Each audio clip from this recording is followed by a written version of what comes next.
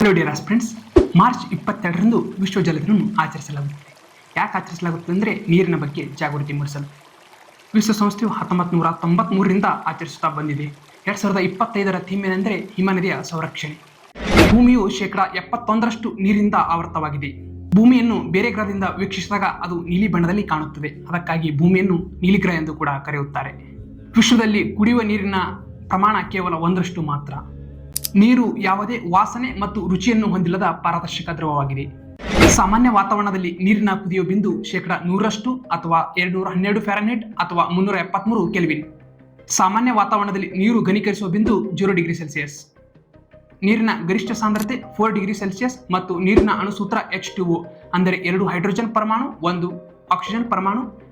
ಇದೇ ತರಹದ ಮಾಹಿತಿ ನಮ್ಮ ಪೇಜನ್ನು ಫಾಲೋ ಮಾಡಿಕೊಳ್ಳಿ. Thank you.